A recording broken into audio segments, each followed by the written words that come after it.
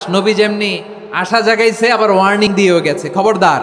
ওয়ার্নিংটা কেমন? আল্লাহর হাবিব সাল্লাল্লাহু আলাইহি ওয়াসাল্লাম মসজিদে নববীর ভেতর হঠাৎ তিনি মসজিদে নববীর মিম্বারে পা রেখে বললেন আমিন।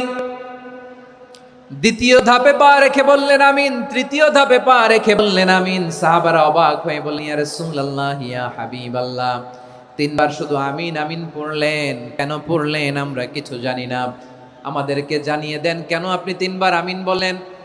রাহমাতাল লিল আলামিন আল্লাহর হাবিব বললেন, ও আমার প্রাণের সাহাবীরা, আমি যখন মসজিদে নববীর মিম্বারের প্রথম ধাপে পা রেখেছি, সাইয়েদনা জিবরিল এসে আমাকে বলেছে, ও নবী, আপনার নাম শুনে যে ব্যক্তি আপনার উপর দুরূদ পড়ে না তার ধ্বংস, আপনি বলেন আমিন। আমি বলেছি আমিন।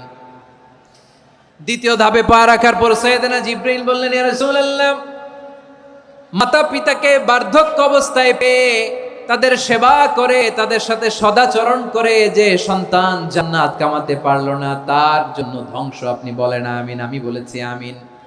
আবার মিম্বারের তৃতীয় ধাপে ঠিক যখনই আমি পা রাখলাম, সাইয়েদনা জিবরাইল বললেন, নবী, রমজান মাস পাওয়ার পরে এই মাসে ইবাদত করে যে ব্যক্তি নিজের গুনাহ মাফ করাতে পারলো না, তার জন্য ধ্বংস, আপনি আওয়াজ করে পড়েন আমিন।